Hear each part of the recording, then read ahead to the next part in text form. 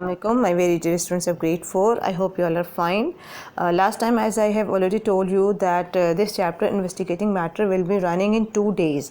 Last time we had discussed up till the differences between solid, liquid and gases with the name of investigating matter, and now with the name of materials the same chapter will be continued, that matter can be exist in different states.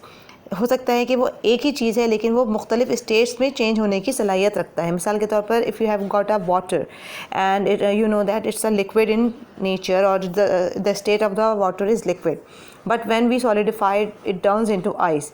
इसी तरह से अगर हम solid को या इसी ice को वापस से अगर हम मेल्ट कर लें तो वो लिक्विड यानी वाटर की शक्ल में वापस आ जाएगा, और अगर वाटर को हम मज़ीद हीट करें तो वो स्टीम यानी गैस की शक्ल भी चेंज कर लेगा. तो इस तरह से डिफरेंट मैटर्स या state of matter can be change from one state to another state. यानी चीज़ें हीट करेंगे तो वो एयर या गैस की शक्ल में कन्वर्ट हो जाएगी, और उसी सेम हीट या स्टीम को जब हम इसको मज़ीद कूल करते हैं तो वो लिक्विफाई में, और मज़ीद कूल करें तो वो सॉलिडिफाई हो सकता है. इसी तरह से अगर हम बात करें स्टेट ऑफ मैटर के अलावा मेल्टिंग, फ्रीजिंग, बॉइलिंग के भी पॉइंट्स हैं. जैसे हम ये कह सकते हैं कि जिस तरह से मेल्टिंग कौन सा प्रोसेस है जिसमें कोई भी सॉलिड जो है वो लिक्विड में कन्वर्ट हो जाता है. फ्रीजिंग कौन सा स्टेट है जिसमें कोई भी लिक्विड जो है वो सॉलिड में कन्वर्ट हो जाता है. और बॉइलिंग का मतलब है कि किसी भी लिक्विड को हमने गैस के फॉर्म में चेंज कर दिया, उसको इतना हीट किया कि वो बॉयल हुआ और वो गैस में कन्वर्ट हो गया. इसी तरह से अगर हम बात करें कि अगर हमारे पास क्ले है या जैसे मट्टी है, ठीक है, मट्टी को अगर हम पार्ट्स ऑफ क्ले या चंक ऑफ क्ले है, अगर हम उसको छोटे छोटे पीसेस में तोड़ दें, लेकिन वो मट्टी जो होगी वो उसी जो उसका फॉर्मूला है, जो केमिकल स्ट्रक्चर है वो मिट्टी ही रहेगा, ठीक है. या अगर हमारे पास एक पीस ऑफ पेपर है, उसको अगर हम टेयर अप कर दें, छोटे छोटे टुकड़ों में तोड़ दें, पीसेस में फाड़ दें पेपर को, या अगर हमारे पास रोटी का टुकड़ा है उसे अगर हम पीसेस कर दें तो लेकिन सिर्फ उसके फिज़िकल स्टेट में कन्वर्जन आएगी, बट उसका जो केमिकल स्ट्रक्चर होगा वो एज इट इज़ ही रहेगा. ऐसा चेंज जिसके केमिकल कंस्टिट्यूएंट में कोई चेंजिंग ना आए बल्कि वो वही रहे, सिर्फ उसके मॉर्फोलॉजिकल अपीयरेंस में कोई चेंजिंग आ गई, that type of change is called as a physical change. लेकिन ऐसा चेंज जिसमें कोई नई चीज़ तैयार हो जाए, नई चीज़ बन जाए, जो रिवर्स ना हो, जो वापस जो है वो उसी फॉर्म में ना आ पाए पुरानी स्टेट में, that type of change is called as the chemical change. जैसे अगर आपके पास यहाँ पे एग्जांपल गिवन है फिज़िकल चेंज की, यहाँ पे डायग्राम देखिएगा, इसका असेसमेंट भी इसी टॉपिक से ही, इसी पेज पर ही आपको आराम से इसका असेसमेंट और असाइनमेंट मिल जाएगा इस चैप्टर से related. That you can see solid ice. अब यही वाटर ही है जो कि सॉलिडिफाइड फॉर्म में है या बर्फ़ की शक्ल में है.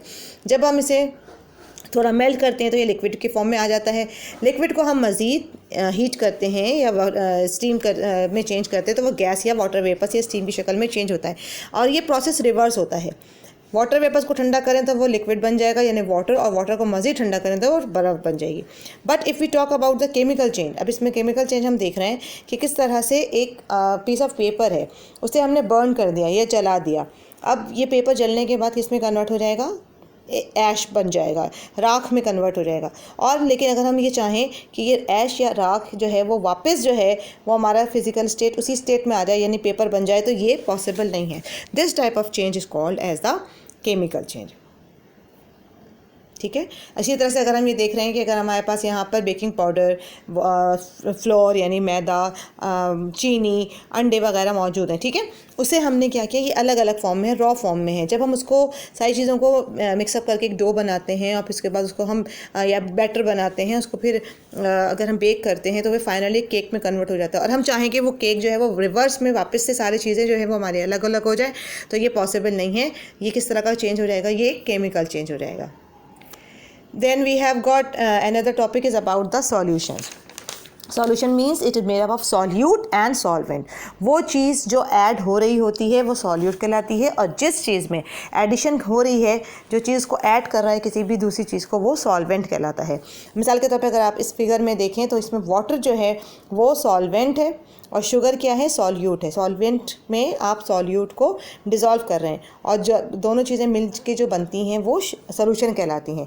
यानी पूरा का पूरा पानी जो है उसने इस शुगर को डिज़ोल्व कर लिया, ये सारी शुगर जो है वो शुगर वाटर में डिज़ोल्व हो गई और एक शुगर सॉल्यूशन बन गया। इसी तरह से अगर आप टैंग है या सॉल्ट है उसका भी हम सॉल्यूशन बना सकते हैं, पानी में डिज़ोल्व करेंगे वो सॉल्यूशन बन जाएगा। लेकिन जब तक ये इसमें डिज़ोल्व होता रहेगा वो उसका अनसैचुरेटेड सोल्यूशन कहलाएगा। यानी एक जब तक वो डिज़ोल्व होता जाएगा तो वो चीनी जो है वो आपको नज़र नहीं आएगी, घुलती रहेगी पानी में, या नमक या जो भी चीज़ अगर हम सॉल्यूट ले रहे हैं।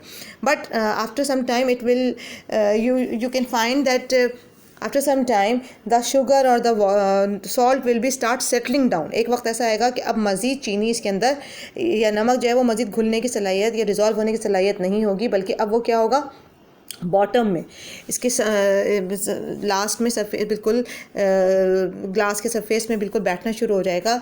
Now that stage of the solution is called as a saturated solution. इसका मतलब ये है कि अब हम मज़ीद इसमें मज़ीद कोई चीनी और नमक जो है वो आम टेम्परेचर पर हम डालें तो वो डिज़ोल्व नहीं होगा। That is about the example of a saturated solution. So this is all about for today's lecture. I think there is no difficulty regarding this chapter, but if still you find any difficulty you may ask. Okay, take care students, take care of yourself. Allah Hafiz.